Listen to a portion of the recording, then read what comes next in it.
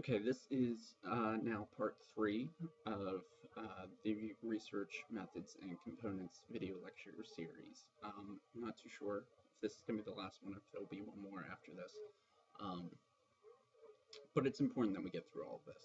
So this video is going to start with the components of argumentative and persuasive writing. So remember that your research paper is either going to be informational or it's going to be argumentative with informational components. Now, if your paper is going to be argumentative, this is where we discuss the components of argumentative writing. So the purpose of this kind of writing is to persuade and obviously to manipulate, but all forms of writing are to manipulate in some way or another. Components of this kind of writing, and this is even true of informational research papers, of anything, is that you have to hook the reader in some way to make them engaged and to care about what you're trying to tell them. Often, though, in argumentative and persuasive writing, the style, voice, language, and word choice are much more aggressive. You can use almost elements of creative writing in argumentative writing. You don't want your credibility to ever falter.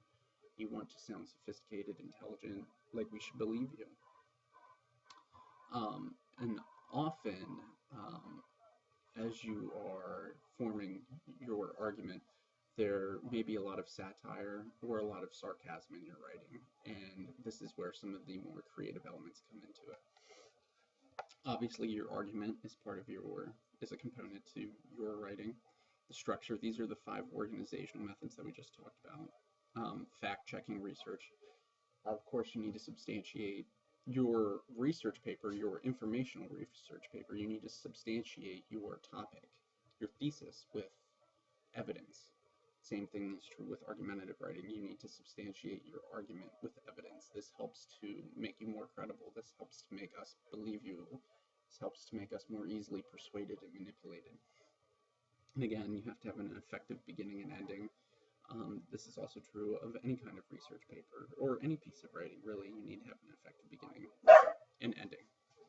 My dogs are freaking out, sorry. Coda, stop.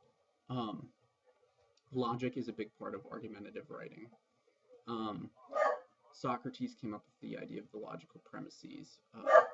The two premises lead to a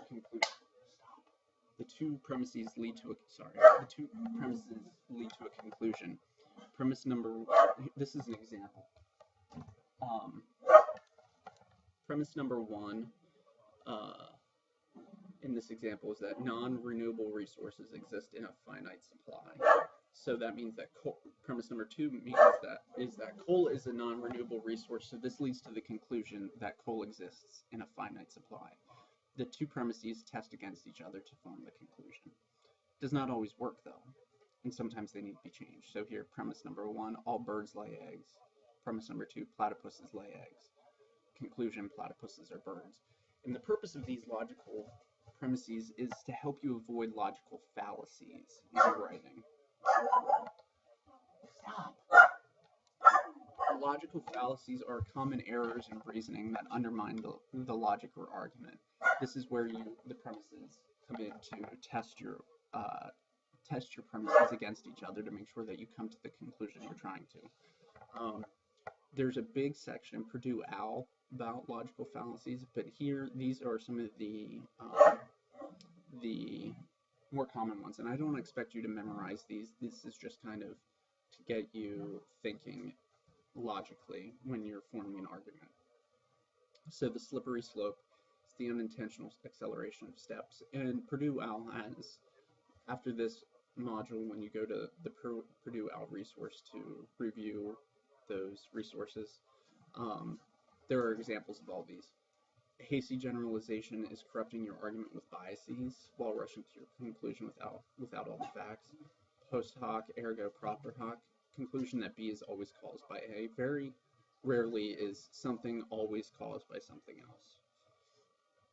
Circular argument restates the argument rather than actually proving it. Either or oversimplifies the argument rather than proving it. Ad hominem is an attack on the character of a person or a group or an organization rather than their arguments. You see this very often in argumentative writing, where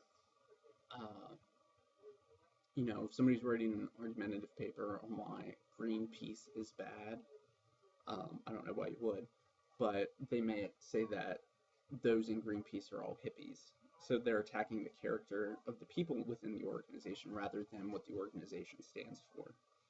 Red herring, this is a diversionary tactic that avoids the key issues from the opposing arguments rather than addressing them. Whenever you write anything argumentative, you have to at least acknowledge that there's another side to the argument, and ideally, you should always try to disprove the counter arguments from the opposing side. So you need to almost stay one step ahead of those who would counter argue the arguments that you're making in your paper. All right, now moving on to research and evidence. Wikipedia is a tertiary resource. Wikipedia is a good place to start. It is an amalgamation of several other primary sources. Same with places like WebMD or the Mayo Clinic, if you're ever writing an argumentative paper on something relating to diseases or anything like that. I'm pretty sure this class doesn't have one, but an FYS, an English 100 year class, had a library website that linked to databases. Databases often are, some of ours are tertiary resources where they're just blurbs taken from primary sources. You must always use primary sources. This is books, journals, magazines, reviews, websites that have the piece that you are using as your source was authored by somebody and published in that medium. It's not an amalgamation of 10 other sources like Wikipedia. Oh, stop. And then there's also, I want you guys to think outside of the box when it comes to sources. You could watch films, look at photographs, conduct interviews, and you may end up doing some of this for this paper. You may end up watching a documentary on your author or something that you choose to write about. That's absolutely perfect. Credibility of the sourse. Who's the author? Are they biased? This is where you get into problems with magazines and websites. You might read an op-ed piece or a blog, which is totally biased. You need your sources to be unbiased. How recent is the source? With the speed in which information is updated because of technology, you should never use a source that's more than 5 years old. I mean, think of 5 years ago was 2009. Think of everything that's changed since then. With this assignment, you could probably go back 10 years and you would be okay. Because say you're writing about Ernest Hemingway, there's been so much research done on him, but I don't think, as far as I know, I don't think anything's really changed in the last 10 years. So for the context of this paper, I would be okay if the sources were up to 10 years old, but definitely no older than that. What was the author's purpose for writing the piece? Is it a scholarly piece, which you should be focusing on for this assignment, or is it an opinion piece? Are they trying to try to figure out what their purpose is? That will help you establish how credible the source is. And also think about what kind of sources would be most beneficial to your audience. For this assignment, you're going to be mostly reviewing, you're going to be reading scholarly articles about the author or watching a documentary or doing research online. But think about, any other type of argumentative or research paper you might have to do in college. There might be other kinds of sources that would be more beneficial to your audience.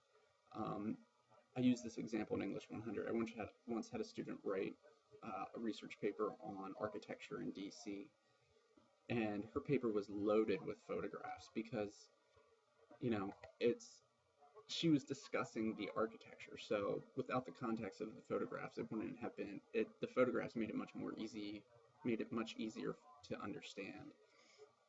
So think about what kind of sources are most beneficial to your audience. Establishing your authority. We've already talked about this.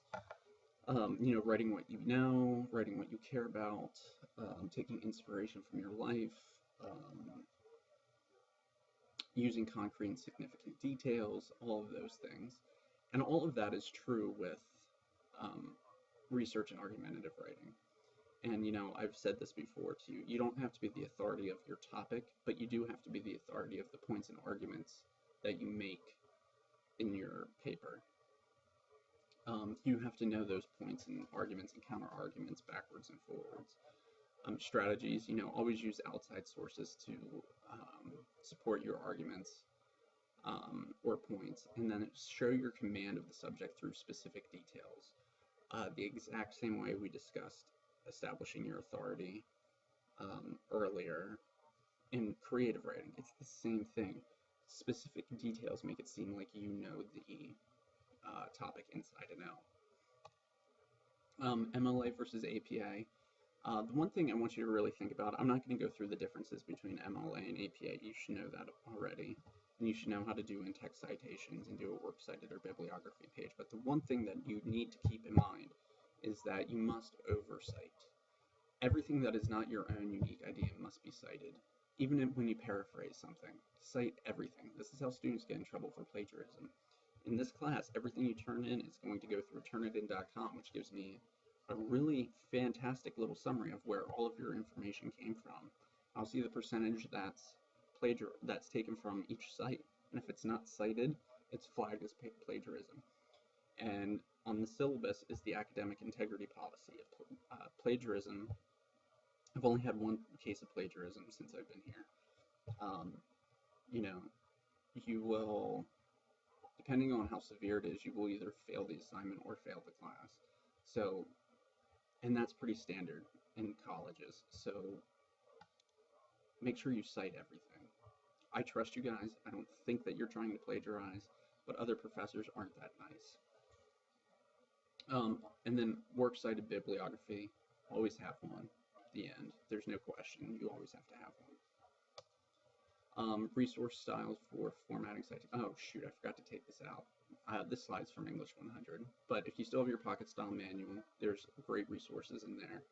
Purdue OWL this links you directly to their page on APA, directly to their page on MLA. Then Citation Machine and EasyBib are fantastic as well. Use those. I don't care. I don't expect you to memorize how to format a citation or a works cited entry in APA or MLA. I don't even have, well, I do technically, I do have them memorized, but, I'm an English teacher. I don't expect you to memorize this. Use these. They'll help you. And that's it on research methods and components.